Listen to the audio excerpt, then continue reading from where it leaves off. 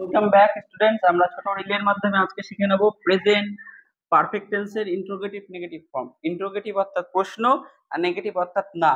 যেমন তুমি কি গান গাওনি, তাহলে এখানে গাওনি নেগেটিভ আছে, না আছে, প্লাস কি প্রশ্ন আছে।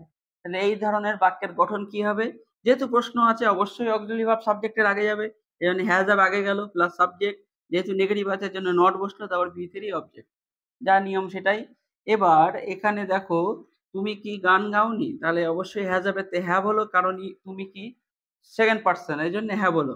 হ্যাভ ইউ, তারপরে নট বসলো, নট ভিতরি ভার্বের ভিতরি স্যাং, এবং অবজেক্ট কি সং, তাহলে এ সং। কিন্তু এখানে একটু লক্ষ্য করো, রবি কি নাচ করেনি, তাহলে এখানে রবি, কিন্তু এখানে রবি হচ্ছে নাউন, আর এখানে তুমি এটা ছিল প্রোনাউন। তাহলে নাউন থাকলে, বারংবার বলেছি ইন্টারোগেটিভ নেগেটিভ সেন্টেন্সে নাউন থাকলে নট সাবজেক্টের আগে বসবে।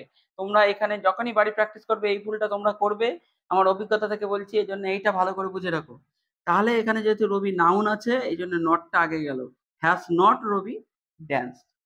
আশা করি ভালো লেগেছে। ভালো লাগলে সাবস্ক্রাইব করো, বন্ধুদের সঙ্গে শেয়ার করো।